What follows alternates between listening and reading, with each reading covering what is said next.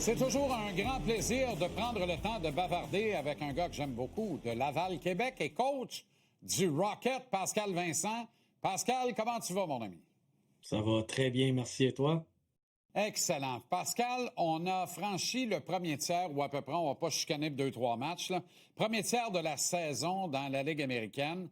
Difficile de demander mieux, là. 32 points, résultat de 16 franches victoires et 7 défaites seulement. C'est bon pour le premier rang de la section Nord, Pascal. C'est quoi le bilan que tu traces de ce premier tiers de la saison?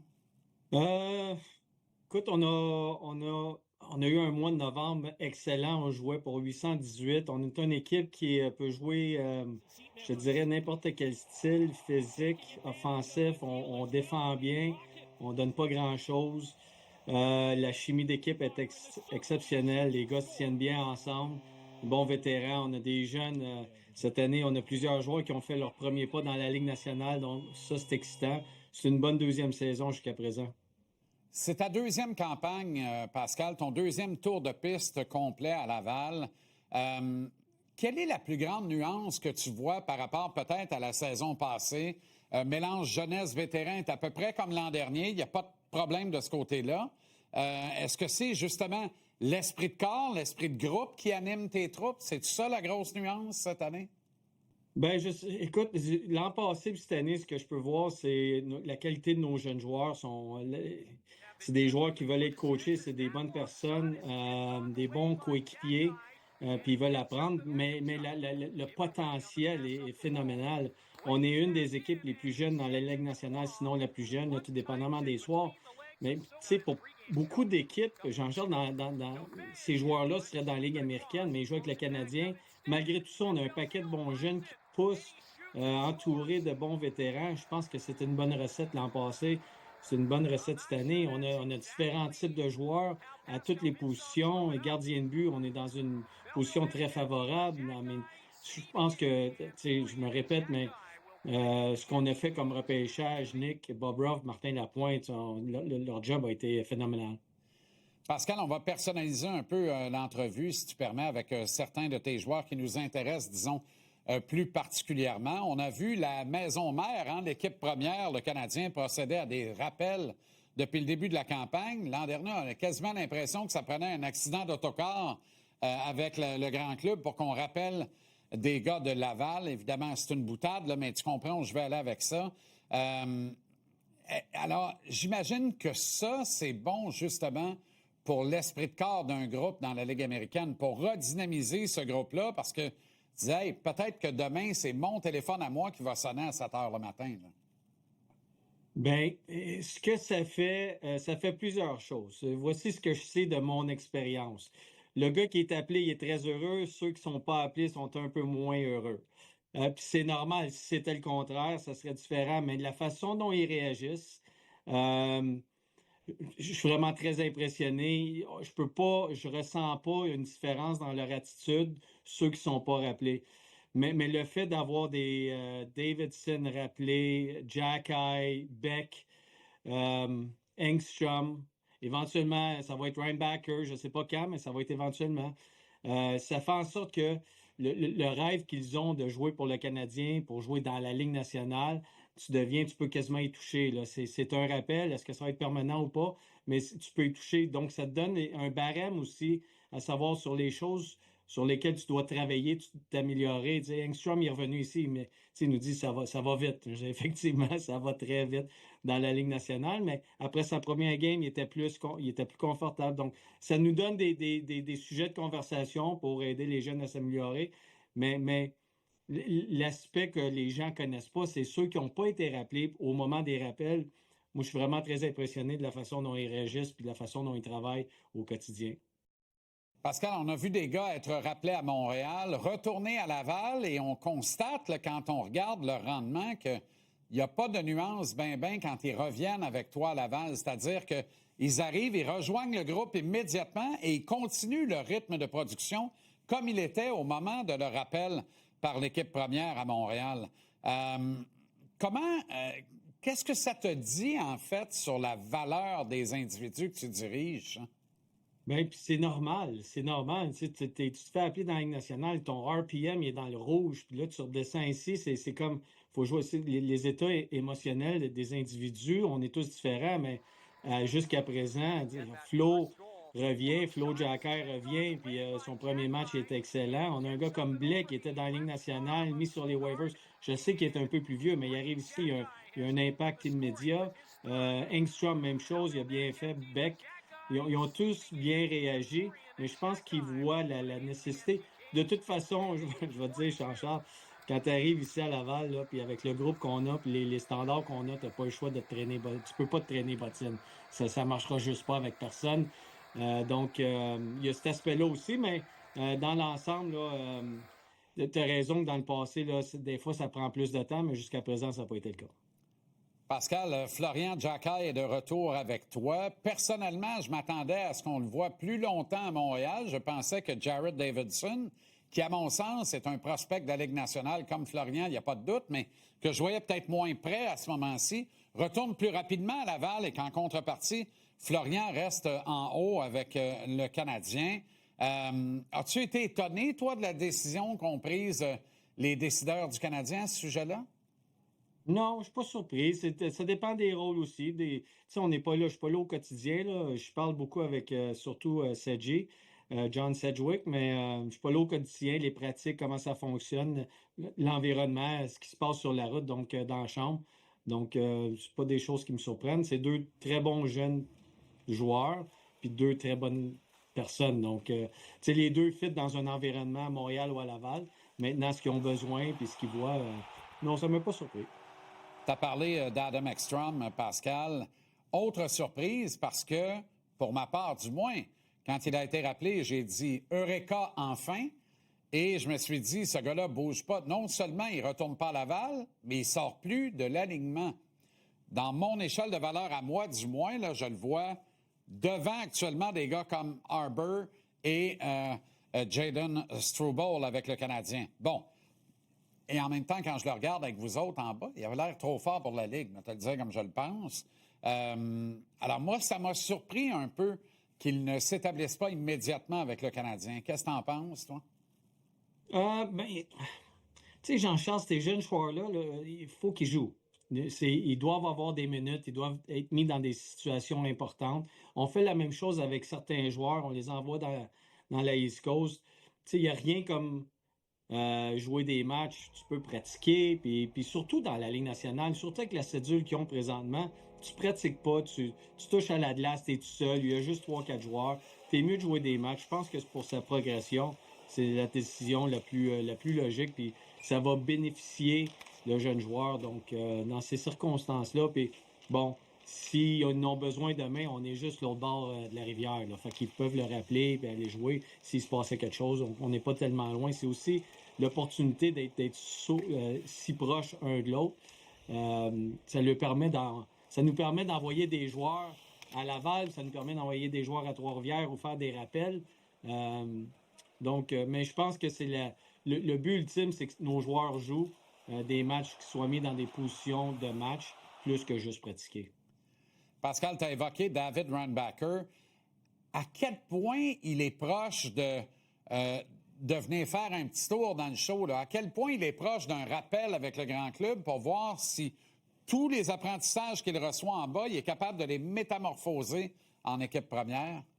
On ne sait jamais, mais il a manqué quasiment 2 ans, JC. Là, un an plus quelques mois. Il est revenu l'an passé, mais c'était une longue blessure. Il a juste eu un été d'entraînement, il s'est blessé encore. Je pense que dans son cas à lui, il faut juste le laisser se roder lui-même, puis d'avoir des minutes durant des matchs. Écoute, c'est un très, très bon joueur de hockey. Sa vision, ses décisions.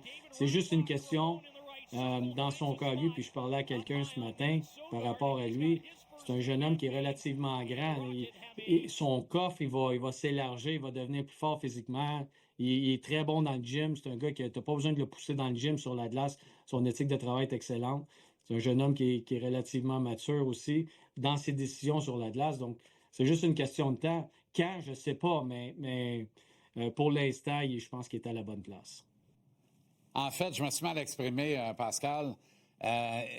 L'idée, c'était de dire quand est-ce qu'on va goûter à un petit peu de linebacker. Je comprends que la route est longue, puis il y a beaucoup de chemin à parcourir dans la Ligue américaine, et tant mieux s'il le fait en restant en santé à Laval. Autrement dit, là, ma question, c'était pas il s'achète-tu un condo dans le tour des Canadiens en vendant celui qu'il a à Laval tout de suite. C'était plutôt de savoir, tu sais, quand est-ce qu'on se permet de voir un petit peu de linebacker à l'échelle de la Ligue nationale pour voir s'il transpose bien ce qu'il fait en bas, tu sais.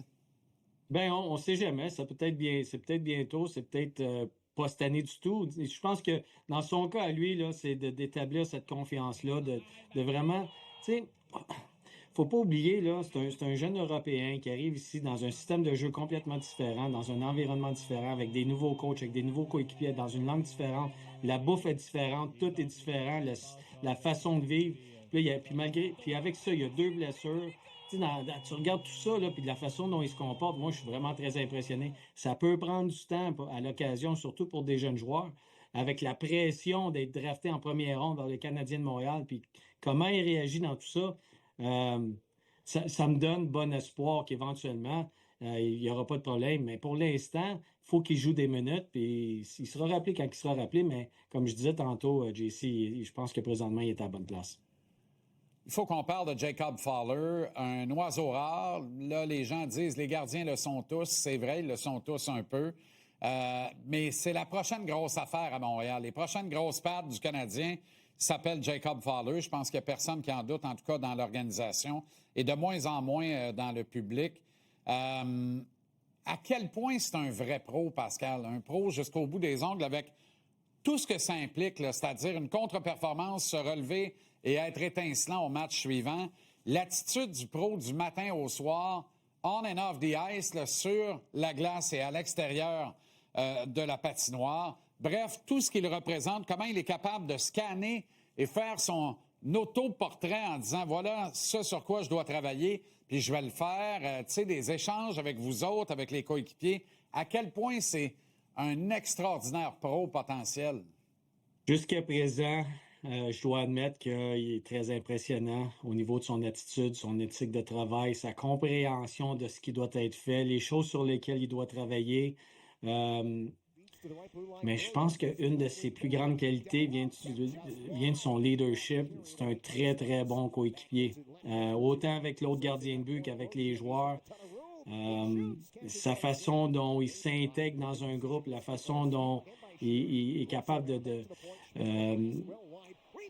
diriger son leadership proprement ou correctement avec le reste de l'équipe, même si c'est un jeune joueur, ça va payer à long terme. Mais sa vision du jeu, sa façon de travailler, la façon dont il exécute ce que Marco Marciano lui demande de faire, la façon dont il échange. C'est un jeune homme qui est le fun. Quand il est à l'entour de l'équipe, il est le fun. C'est un gars qui amène une belle énergie. Donc, en plus de son talent et son potentiel, évidemment, je comprends l'enthousiasme. Mais un peu comme Ryan Backer, c'est un jeune joueur. Il faut le mettre dans une position gagnante. Puis les gardiens de but, des fois, c'est un peu plus long. Même chose les défenseurs. Les attaquants, tu as plus de marge de manœuvre, mais pas tellement les défenseurs, certainement pas les gardiens de but. Donc, je pense qu'il y a un petit peu de prudence dans son cas. À lui, ça serait la bonne recette. Mais on voudrait ne pas te parler d'Owen Beck, Pascal. Tu sais, le Canadien nous a habitués, Kent et Jeff, lorsqu'il y a une blessure, à essayer d'agrandir par en dedans, à trouver une espèce de copie carbone à l'intérieur de l'organisation pour remplacer un joueur blessé.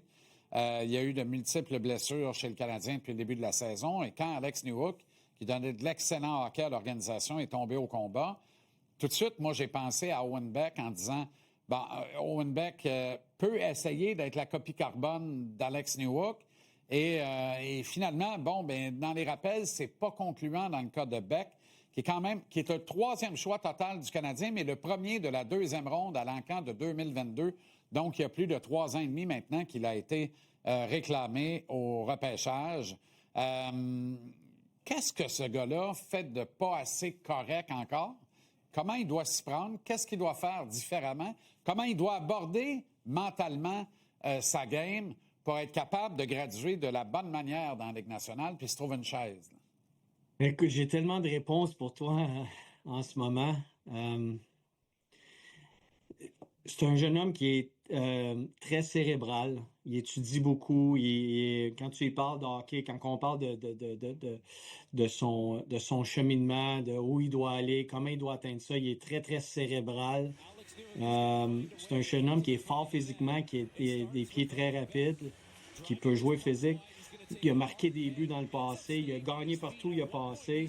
Donc, il y a un paquet d'atouts, mais je pense que pour lui, puis pour la plupart des joueurs, c'est de trouver la bonne recette qui va faire en sorte qu'il se donne une chance d'ouvrir la porte de la Ligue nationale puis de jamais revenir. Donc, tu sais, pour lui, de penser que il va prendre la job de Nick Suzuki dans la Ligue nationale, je pense pas que ça va arriver, puis on a discuté de ça. Donc, il faut trouver une façon d'y donner un chemin, un parcours, des objectifs qui va faire en sorte qu'il va avoir une opportunité d'aller battre un joueur, une compétition saine à l'intérieur d'une organisation, c'est d'avoir quelqu'un qui te pousse dans le dos tout le temps. Et puis, je pense que dans son cas à lui, il est capable de patiner, il est capable de faire des jeux, évidemment, mais son lancer est puissant, son patin, puis sa capacité en échec avant peut être très dominant. Donc, je pense que ça, c'est la route qui va lui donner une chance de se développer, puis de cogner à la porte de la Ligue nationale, puis de ne pas revenir. À partir de là, un coup que tu es établi dans la Ligue nationale, peut-être que la job de New York, peut-être la job de deuxième centre, mais en premier, il faut que tu te donnes une opportunité avec les outils que tu as pour être appelé. Donc, je pense qu'on est rendu là. Est-ce que ça aurait pu être lui? Peut-être, mais le Canadien est déjà très jeune. On a besoin peut-être un petit peu un peu plus vieux, des personnes qui ont un peu plus d'expérience dans la Ligue nationale. Puis je pense, puis moi, je connais le texte, là, Alexandre, l'avoir eu à Columbus. Puis c'est une signature. Moi, j'étais très, très heureux de le voir arriver parce que je pense qu'il fit. Je pense qu'il peut fitter éventuellement, mais ce sera à lui de le prouver, évidemment. Ouais, d'ailleurs, Tessier prend de plus en plus ses aises. Écoute, en terminant, Pascal, lundi prochain, vous organisez un superbe événement avec tous les joueurs, les membres de la direction à Laval, la grande journée des paniers de Noël. C'est important pour toi d'être impliqué dans ta ville, hein? Ah, écoute, ça remet les choses en perspective lorsqu'on apprend les histoires, là, qu'il y a des gens qui ont de la misère à juste avoir de la nourriture sur la table. C'est nous autres, de pouvoir s'impliquer dans tout ça, puis de pouvoir juste aider un petit peu avec le temps qu'on a, qu'on n'a pas vraiment beaucoup de temps, mais de pouvoir le faire, puis qu'on s'implique. Bravo à l'organisation. Nous on est là pour aider, évidemment, mais il y a un paquet de gens qui est derrière tout ça.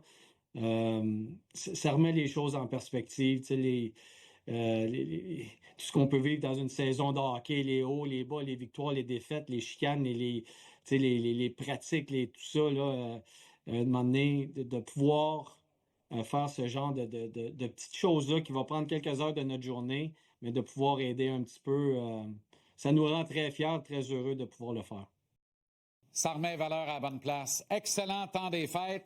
Bonne série de matchs d'ici là. Le rythme effarant ne s'arrêtera donc jamais.